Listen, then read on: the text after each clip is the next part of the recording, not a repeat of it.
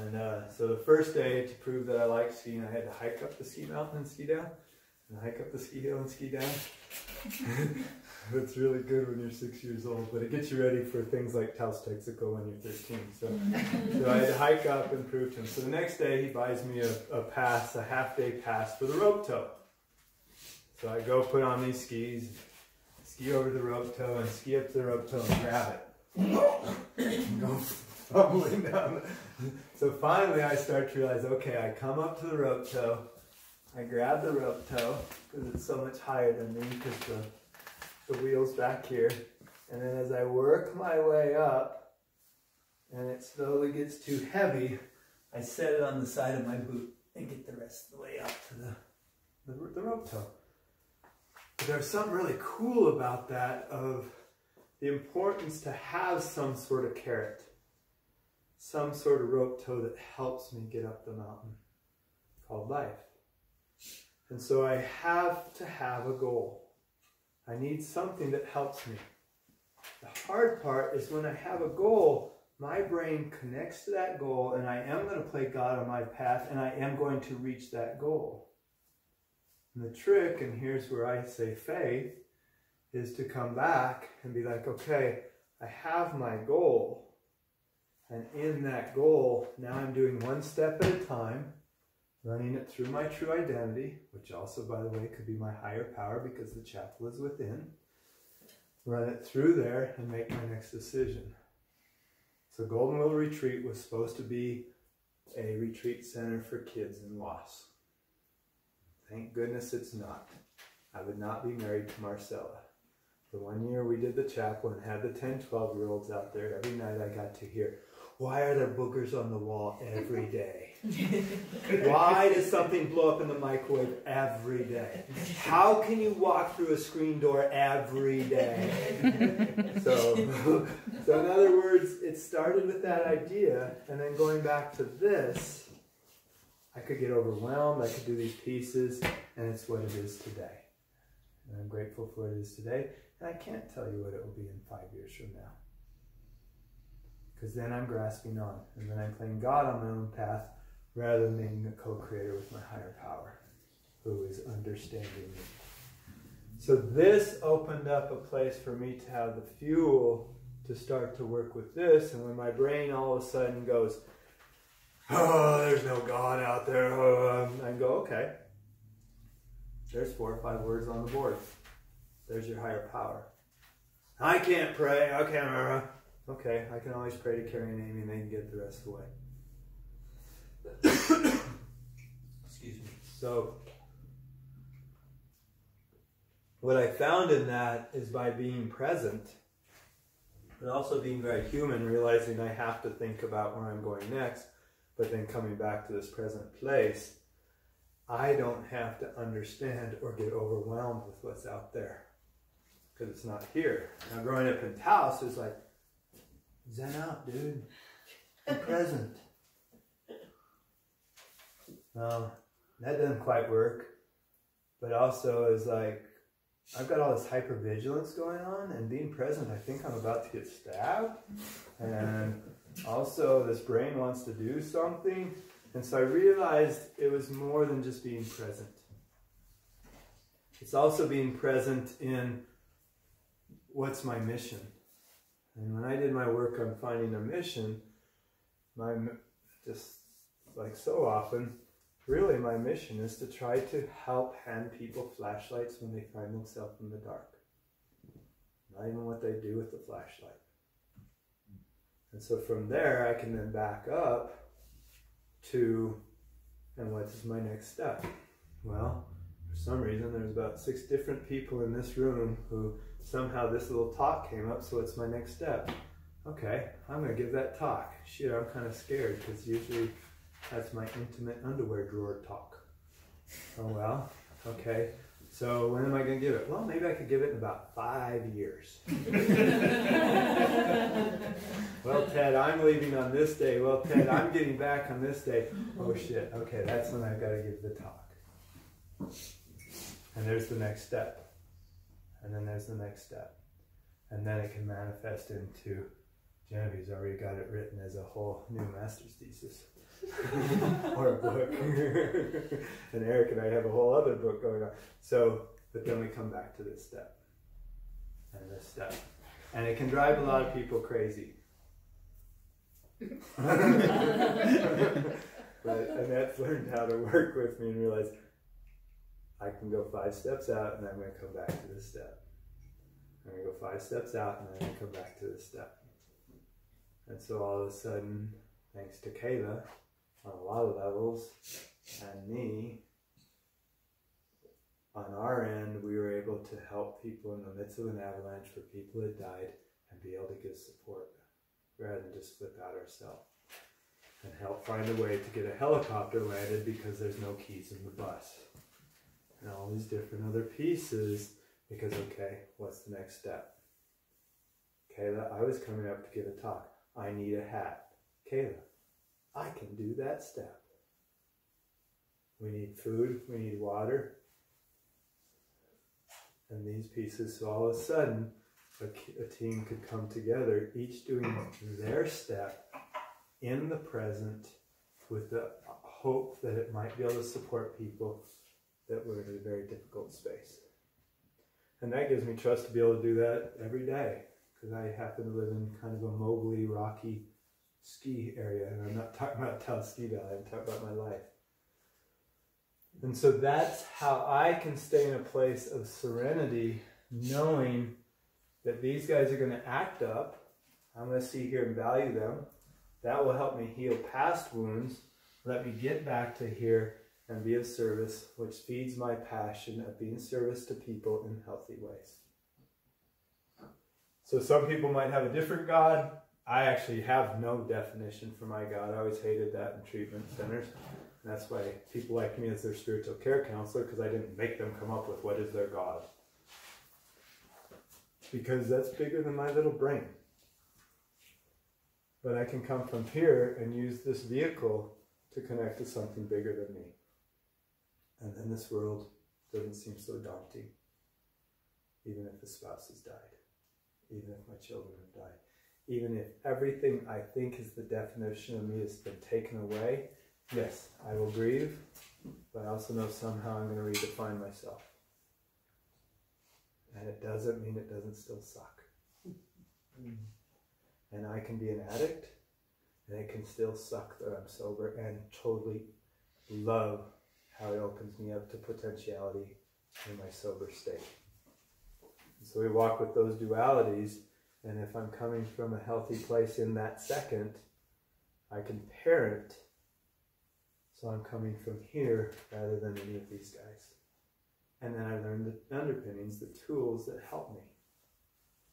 Rarely am I going to call Genevieve and say, I need you today.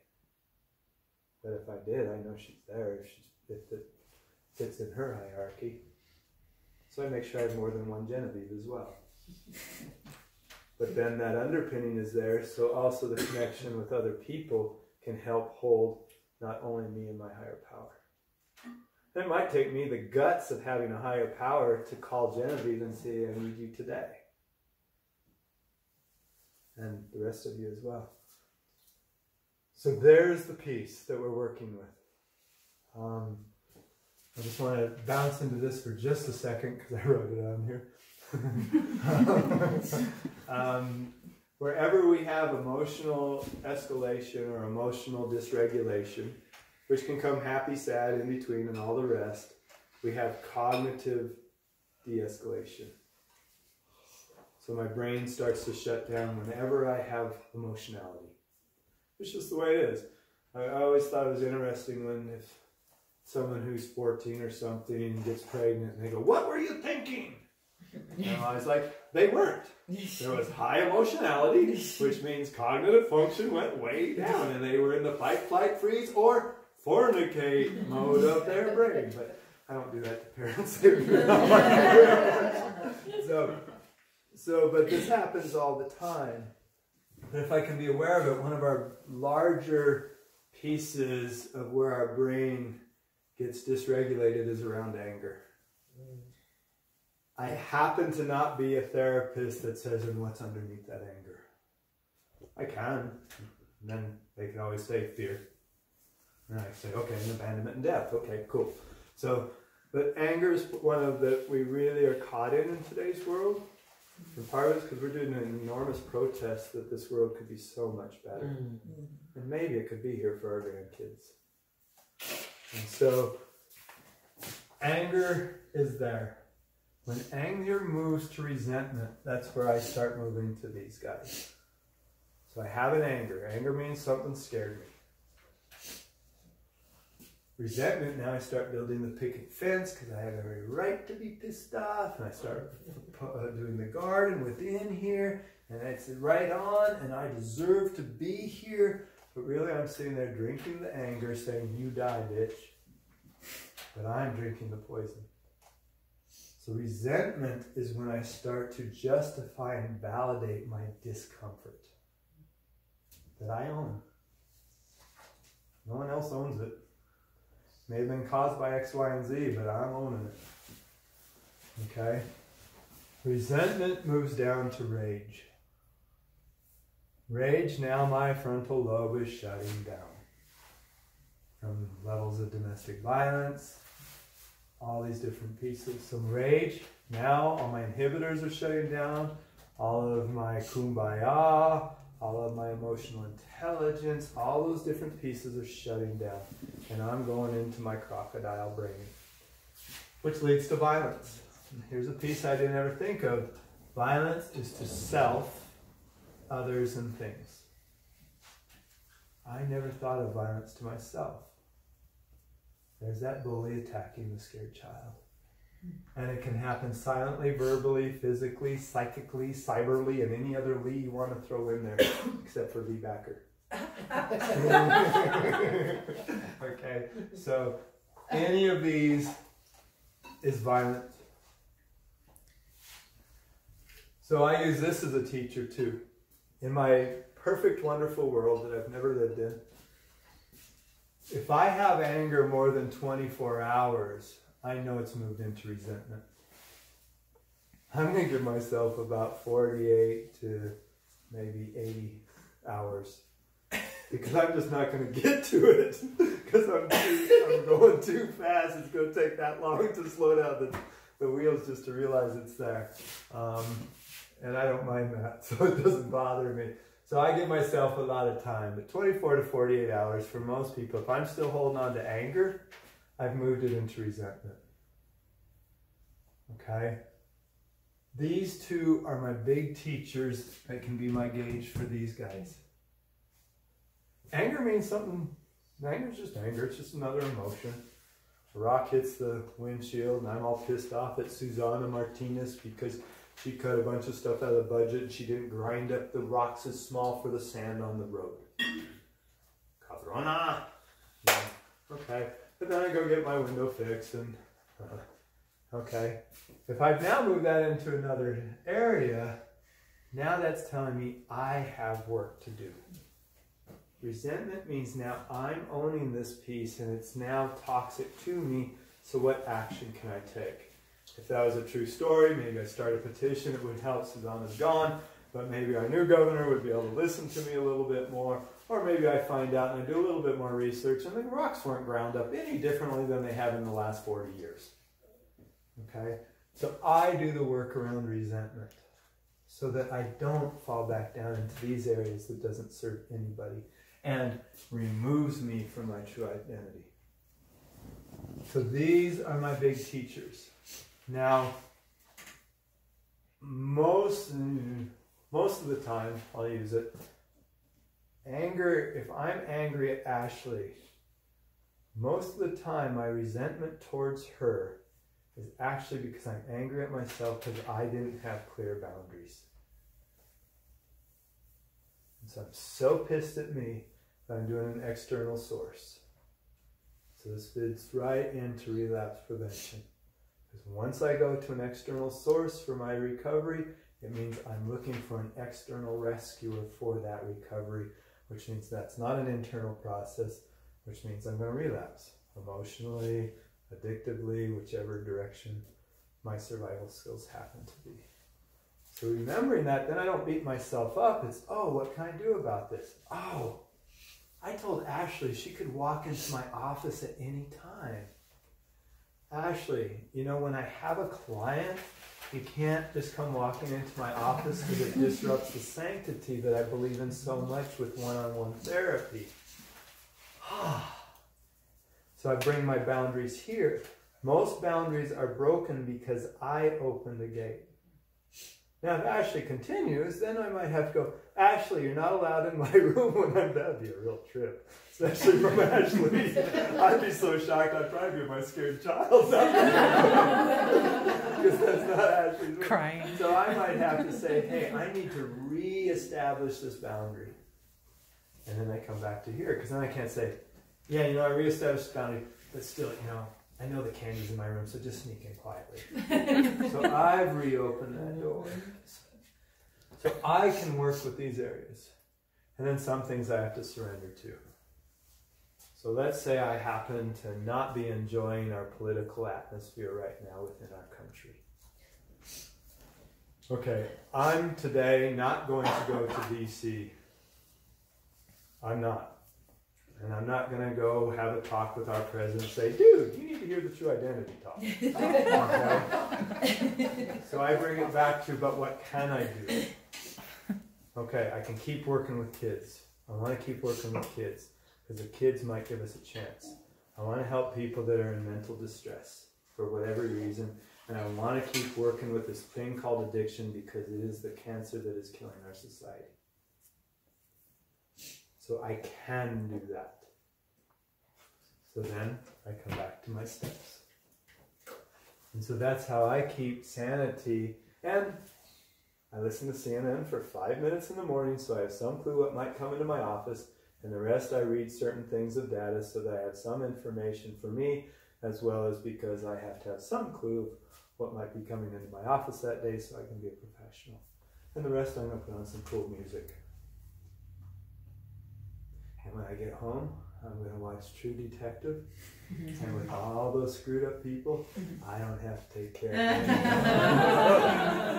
And I can watch that Games of Thrones and watch everyone get croaked over, and I'm not doing any of their funeral. And so I can have recess and go to bed and start my next day at 4 a.m. So open up to you guys. But thanks for listening. Thank you. Comments or questions or epiphanies that are going to help me out? Well, we know that you and Marcella don't share an underwear drawer. That's true. Because otherwise you wouldn't be able to share what's in it. Exactly. You are absolutely right. You also, I love Marcella so much because she lets me talk about my past and knows I live in the present. And if we were on eHarmony, is that what it's called? We would get this black box with a red X going, but because of doing this work and also choosing to be married one day at a time and committing to that day, it's been for 20 years now, we can be totally opposite and honor each other because we're not asking either one to rescue the other one. I think that piece is significant to have your own underwear drawer.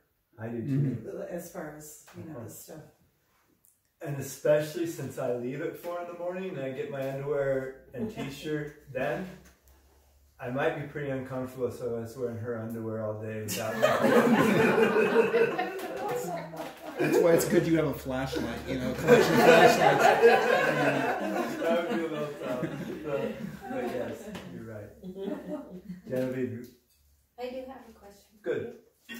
You said that this talk is definitely in your boundaries of underwear drawer. Mm-hmm. Why is that? Because I protect it so deeply because it's what allows me to do a day. And so like I've chosen Carrie, Amy, Leslie, and Richard. I'll talk about because it helps with my grief process. And so they become my poster children of grief and loss.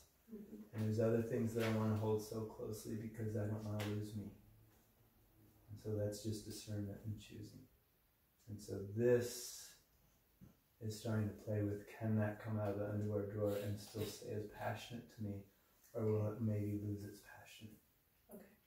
And there's only one way to find out. Just To try find and see. people you trust and throw out your underwear.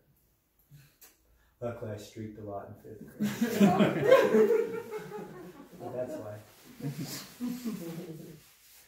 Who do you go skinny dipping with? And then is that okay, or does it not work? And so this is a piece I'm playing with to decide if it works for me, because I believe in it so much that it seems like it'd be good to have it be shared. Mm-hmm. But if it's detrimental to me, then I go back to my hierarchy. God, me, Mm-hmm. family, then others. Good question. It's not like a scared child thing coming out, or No, it's a very protective parent that wants to make sure this guy's okay, okay. or he's going to be a piece of shit for others. Okay. Very bluntly. But that's how I'm talking my own way. So, And there's some purity of intent in there too. yeah. And sanctity. Mm-hmm. You know, like we say, don't, come to our chapel anytime. Just don't screw and get drunk in there. Or do we set certain things because they need to stay so sacred? Mm-hmm. And I like sharing the chapel. Andy had something that'll come over this way, Mary. Yeah, I was just curious your thoughts about, or personal experience about where ritual and ceremony comes in as far as helping to facilitate that authentic self. Ritual and ceremony I see is one of the, I would say only, but one of the major factors of me being alive today, because all this is so much more than any word. And I believe ritual and ceremony, rituals are that rope tow for me. They chug me along. Rituals included getting up this morning, getting my underwear and t-shirt as I get the dogs out to not wake up Marcella, because nobody should be up at 4:30. Going out of the room and feeding the dogs, all of those rituals. And ceremony is where I drop and stop and drop, whichever way you want to look at that, and take all those rituals so I can then do the alchemy to turn them into wisdom to help me another day. And if I don't do that, I'm just a rambling buffoon. I'm not being silly there. I would not trust myself if I didn't allow ritual and ceremony to be the part that allows me to connect to that higher power, keep my frontal lobe open, and give me permission to still feel this, and have enough guts to come from my purity of intent.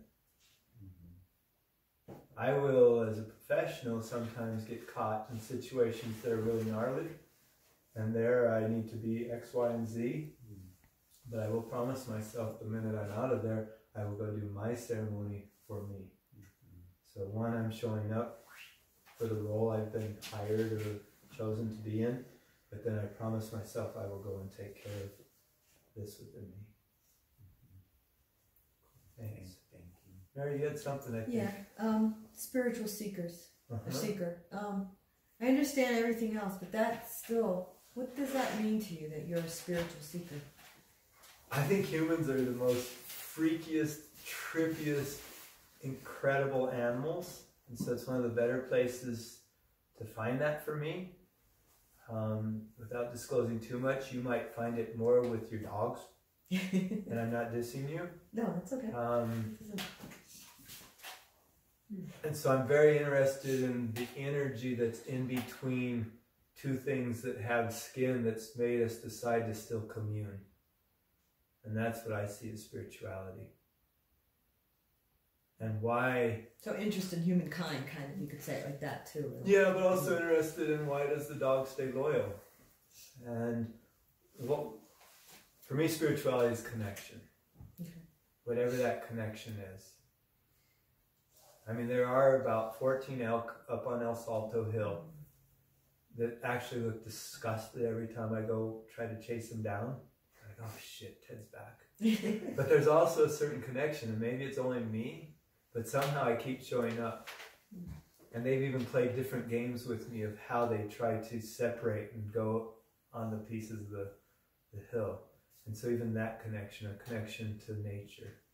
So I see that piece of connection and love, and where we have that very rare moment where we truly trust somebody, and that type of intimacy And that's what I see as spirituality. And that's the liquid that warms my soul.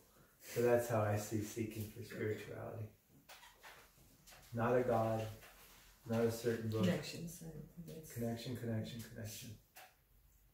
And how did you find connection in X, Y, and Z? And why did I find connection there? And why the heck are we all here on a night that it's snowing in the middle of May? You know, so all those whys, and how does that connection happen? And it humbles me. I like that. So if you wouldn't mind sharing some more from your underwear drawer. You've talked a lot about sort of how to deal with reactive things to drop you into that place. What are some proactive things that you do sort of in that ritual ceremony vein that help to not compartmentalize, that you're not waking up in the morning like I often do, work the entire day, and then you're able to drop in? You know what I mean? Sometimes it feels like there are two different buses. Yeah, and sometimes I'm paid to be a different bus. And so I will claim that and realize, okay, this is my role right now. And in claiming that, I'm being conscious of it, so it's out in front of me. And so then how am I going to balance that out? So during a day, I'm going to make sure I run into Ashley, because she just cracks me up, you know, in her freedom spirit that I get to see. And so I run into Annette, or have that or Tim Rivera, and we'll go out to the golf course and he'll tell me how much I suck, and I'll tell him how much he sucks, because we do suck at golf. But just be a boy and be a goofball for a minute, and then come back to this maybe a very difficult funeral. So in being as conscious as I can and observing myself, there are places where I am a rented tool. And so I realize that, and then I claim I have chosen to be, I'm the one that I let me, the backhoe, be rented. So if I'm being abused, I remember I am the renter. And once I'm conscious of me being abused, then I'm doing self-abuse. So then it falls into that piece. And so I realize sometimes I'm being rented, and what is my payoff for that rental? And then how do I make sure I'm connecting back to my higher power? And being silly, or being spiritual, or doing ceremony, or watching something grow. I mean, and those pieces. And so I'm always watching and trying to keep that balance. Yeah, so it sounds like there's some power in owning that. I believe, I say this in grief group, but I think I could say it in most places. I have to own something, and I can decide what to do with it. So I have to claim, in the grief world, I have to claim I've been victimized, because then I have the opportunity to empower myself to heal. I have to claim I'm an addict of something in order to then empower myself to move forward. It doesn't matter what anyone else is saying on any of those. I have to claim these pieces, and then I can choose. And I also can choose that I want to promote my victim position and recruit rescuers and be comfortably miserable. You know, so, and we do that at different times. And so I look closely at my world, because I hear a lot, how do you do that, Ted? Oh, how do you? It's like, but I'm not being a martyr, because it's feeding me. And so I'm feeling good about that day, and I'm not asking any kudos. Yes, I need to eat, and I get paid for certain parts of my work, and there's other parts I don't get paid for. So I'm claiming those pieces, and yeah, someday, oh shit, I'm being a total martyr right now. Or, wow, I'm being a victim, so I claim that, and then what's my next step? So it's back to that whole ski area again. Okay, I claim it, what's my next step? How do I not normalize it so that now it's so habitualized that it's almost impossible to stop? Does that cover a lot of the terrain? Yeah. That's a wide open question. And I do, and I believe in tithing. And tithing got messed up. That was one of the things I really liked at ministerial school in one-day class.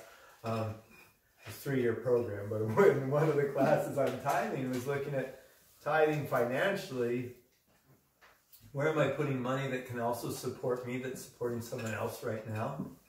Because back then you tithed to the church, which was also your life insurance policy, took care of me if I lost, if my house burnt down, if I didn't have food. So there's my tithing. So in today's world, we might tithe in many ways. But I thought that's all it was. It's also tithing is how am I being a community support of service. And the other tithing is, and how do I commune with my higher power? Ritual and ceremony for me. Walking around trying to find elk.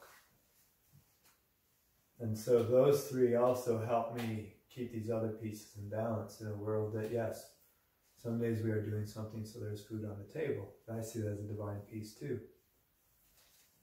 You know, where are our restrictors that help build our path? And then where are we trying to think out of the box to maybe change that path a little bit? Mm-hmm. Cool. Thank you. Thank you. Well, I bet it's bedtime.